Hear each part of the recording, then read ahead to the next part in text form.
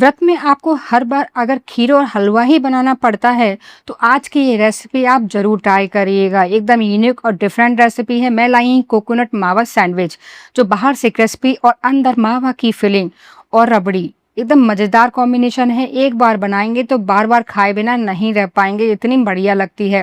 देखिए, आप खुद देख सकते हैं इसका टेक्सचर। तो चलिए वीडियो शुरू करते हैं। तो इसको बनाने के लिए चाहिए, मैंने लिए हैं समा राइस, जिसको मैंने 2 घंटे तक भिगो के रख दिया था, और एक छोटी कटोरी मैंने समा राइस का इस्तेमाल किया है। इसको भिगो के रखना ज़रूरी है, उससे जल्दी पक भी जाते हैं, हमें टाइम भी कम लगेगा। तो मैंने 2 घंटे के लिए भिगो के रखा था, आप ज़्यादा टाइम के लिए भी भिगो के रख सकते हैं। तो 1 कटोरी चावल थे, तो 2 कटोरी मैंने पानी का इस्तेमाल किया। इसमें डाल देंगे और लो फ्लेम पर इसको 8 से 10 मिनट के लिए पकने देंगे, जब तक चावल हमारा एकदम सॉफ्ट नहीं हो जाता तब तक। तो चावल मैंने उबालने रख दिया था। देखिए, एकदम सॉफ्ट हमारा चावल हो चुका है, आपको टेक्सचर दिख रहा होगा। मैं हाथ से भी चेक करके आपको बता देती हूँ। चावल एकदम सॉफ्ट हो जाना चाहिए। अब चावल को रख देते हैं एकदम ठंडा होने के लिए, तब तक हम आगे की तैयारी करते हैं। अब मैंने लिया है एक फ्राई पैन, उसमें डालेंगे 1/4 कप दूध। तो नॉर्मल टेम्परेचर का ही दूध है। अब मैंने लिया है आधा कप मिल्क पाउडर। अब इन दोनों चीज़ों को हम अच्छे से मिक्स करेंगे। तो हम बेसिकली मावा बना रहे हैं। अगर आपके पास मावा रखा हुआ है तो आप उसका भी इस्तेमाल कर सकते हैं। मेरे पास नहीं था, तो मैं इस मावा इंस्टेंट रेडी कर रही हूँ। अब इसको हम हल्का अच्छे से मिक्स कर लेंगे, जिससे एकदम मावा जैसा टेक्सचर हो जाए। तो देखिए, अच्छे से मिक्स हो चुका है, तो मावा हमारा रेडी हो गया है। अब मैं डाल रही हूँ इसमें आधा कप कोकोनट। तो ये डेसिकेटेड कोकोनट है, आप फ्रेश नारियल का भी इस्तेमाल कर सकते हैं अगर आपके पास वो हो तो, उससे भी टेक्सचर ज़्यादा अच्छा आएगा। पर मेरे पास नहीं था फ्रेश, तो मैंने सूखे नारियल का इस्तेमाल किया है। अब इसको भी हम अच्छे से मिक्स करेंगे और 1-2 मिनट के लिए भून लेंगे, जिससे इसमें जो भी कच्चापन है वो निकल जाएगा और इसका टेस्ट भी एनहांस होगा और हमारी मिठाई अच्छी लगेगी। अब मैं डाल रही हूँ इसमें 1/4 कप शुगर पाउडर। तो मैंने चीनी को पीस के इस्तेमाल किया है और थोड़े से ड्राई फ्रूट, जिसमें काजू, बादाम और पिस्ता डाले हैं। अब इन सारी चीज़ों को हमें 2-3 मिनट के लिए हल्का सा भून लेना है, जिससे सब चीज़ें आपस में मिल जाएँ, एक बढ़िया से हमारी फिलिंग रेडी हो जाए। और ये सारा काम आपको लो फ्लेम पर ही करना है। तो देखिए, हमारी फिलिंग रेडी हो चुकी है। आपको टेक्सचर खुद दिख रहा हो, मतलब बाइंडिंग जैसी होनी चाहिए, एकदम सूखा-सूखा नहीं होना चाहिए फिलिंग। एकदम मतलब आप हाथ से बाइंड करें तो वो ईज़िली बाइंड हो जाए। अब इसमें डालेंगे टेस्ट के लिए थोड़ी-सी इलायची का पाउडर, फ्रेश डालिएगा, ज़्यादा टेस्ट अच्छा आता है। तो सारी चीज़ों को हमने अच्छे से मिक्स कर दिया। देखिए, बाइंडिंग के फॉर्म में है, तो मतलब परफेक्ट टेक्सचर है। अब इसको भी हम ठंडा होने के लिए साइड में रख देते हैं, जिससे सारी चीज़ें हमारी रूम टेम्परेचर पे आ जाएँ।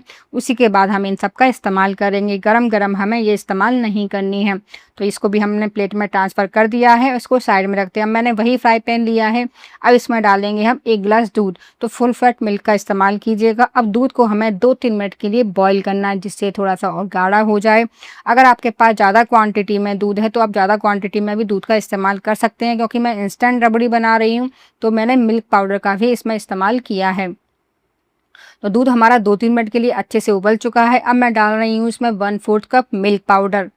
अगर आपके पास मिल्क पाउडर नहीं है, तो आप दूध की क्वांटिटी डबल कर दीजिएगा, उससे आप रबड़ी बनाकर तैयार कर सकते हैं। तो मैंने ये 1 गिलास में दूध में रबड़ी बनाकर तैयार की है। अब इसको भी अच्छे से मिक्स करेंगे, इसमें कोई लम्स नहीं रहना चाहिए। अब चीनी डालेंगे टेस्ट के हिसाब से।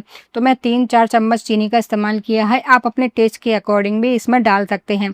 अब इन सारी चीज़ों को हमें अच्छे से मिक्स करना है और इसे कुक करना है। अब अच्छे कलर के लिए मैं डाल रही हूँ इसमें फूड कलर या केसर, आप कुछ भी इस्तेमाल कर सकते हैं। अगर व्रत में नहीं खाते हैं, तो आप अवॉइड भी कर सकते हैं सारी चीज़ों को, मतलब केसर वगैरह या फूड कलर। अब मैं डाल रही हूँ इसमें थोड़े से ड्राई फ्रूट्स। अब इसको भी हम अच्छे से मिक्स करेंगे और 2-3 मिनट के लिए इन सब चीज़ों को अच्छे से पकाएंगे, जब तक ये थोड़ा सा गाढ़ा नहीं हो जाता। ज़्यादा गाढ़ा नहीं करना है, हल्का पतला ही करना है, क्योंकि अगर ठंडा होने के बाद बहुत ज़्यादा थिक हो जाएगा, फिर वो खाने में अच्छा नहीं लगेगा। तो मैं इसकी कंसिस्टेंसी मीडियम रखनी है, मतलब जैसा आपको वीडियो में दिख रहा है, बस इतना ही रखेंगे, क्योंकि ठंडा होने पर ये थिक हो जाएगा। अब इसमें डालेंगे हम इलायची का पाउडर, इसको भी अच्छे से मिक्स करेंगे। तो ये रबड़ी हमारी बनके तैयार हो गई है, गाढ़ी भी हो गई है। इतना ही गाढ़ा हम इसको रखेंगे, ज़्यादा गाढ़ा नहीं करेंगे, क्योंकि ठंडा होने पे ये और भी थिक होगी। अब गैस का फ्लेम बंद कर देंगे और इसको ठंडा होने के लिए हम रूम टेम्परेचर पर छोड़ देंगे और बाद में इसको फ्रिज में रख दीजिएगा। अब चावल जो हमने पकाए थे वो भी ठंडे हो चुके हैं, बिल्कुल ठंडे हो जाने चाहिए चावल।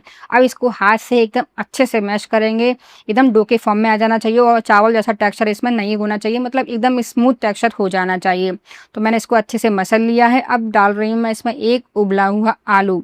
तो आलू भी आपका ठंडा होना चाहिए, गर्म आलू का आपको इस्तेमाल नहीं करना है और इसको ग्रेटर से ग्रेट करके ही डालिएगा, बारीक वाले ग्रेटर से।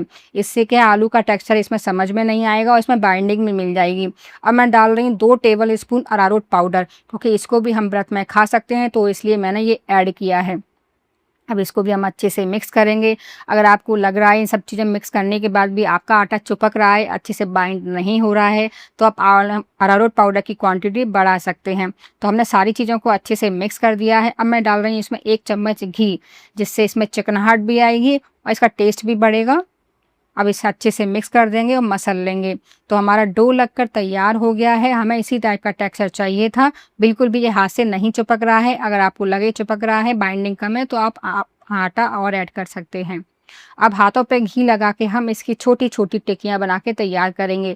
तो टिक्कियाँ मोटी नहीं होनी चाहिए, पतली टिक्की बना के तैयार करनी है, ना ज़्यादा मोटी और ना ही ज़्यादा पतली, मीडियम थिकनेस रखनी है और क्रैक नहीं होना चाहिए, एकदम स्मूथ इसका टेक्सचर होना चाहिए। तो इसी तरीके से हम टिक्कियाँ बना के तैयार कर लेंगे।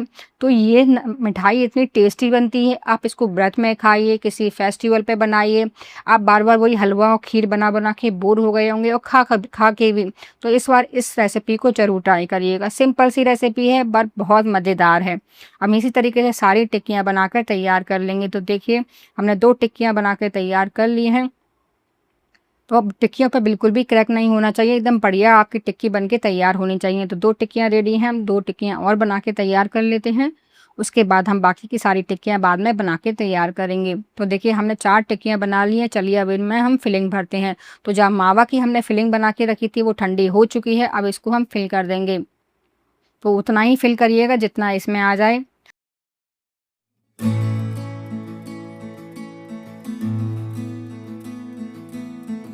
अब दूसरे हमने जो टिक्की बना के रखी थी ना, उससे इसको कवर कर देंगे और फिलिंग बिल्कुल भी बाहर नहीं आनी चाहिए, चारों तरफ से अच्छे से कवर हो जाना चाहिए। तो हमने अच्छे से कवर कर दिया। अब दूसरी टिक्की को भी इसी तरीके से हम फिल कर लेंगे। इस पे मावा की फिलिंग रखेंगे और दूसरी वाली लोई से, सॉरी टिक्की से इसको अच्छे से कवर करेंगे, जिससे फिलिंग हमारी कहीं से बाहर नहीं निकले, क्योंकि जब हम इसको कुक करेंगे तो फिलिंग बाहर नहीं निकलनी चाहिए। तो इसको भी हम दूसरी वाली टिक्की से कवर करेंगे और अच्छे से इसको कवर कर देंगे चारों तरफ से, जिससे कहीं से भी फिलिंग ना निकले। तो देखिए, इसको भी हमने अच्छे से कवर कर दिया है। इसी तरीके से सारी टिक्कियाँ बना के तैयार कर लेंगे। आप खुद देख सकते हैं कि हमारी अच्छे से कवर हो चुकी हैं, बिल्कुल भी कहीं से भी खुली नहीं है। तो देखिए, टिक्कियाँ हमारी रेडी हो चुकी है, सैंडविच कह सकते हैं आप। तो चलिए अब इनको हम कुक भी कर लेते हैं। अब मैंने फ्राई पैन लिया है, उसमें 2 टेबल स्पून घी डालेंगे। घी में ही बनाइएगा, मिठाई घी में ही अच्छी लगती है, तेल में नहीं अच्छी लगती है, और व्रत के लिए बना रहे हैं तो घी में ही सेकिएगा। अब इसको हमें लो टू मीडियम फ्लेम पर अच्छे से अलटते-पलटते सेकना है। जब घी हल्का गर्म हो जाए तो टिक्कियों को रख देंगे।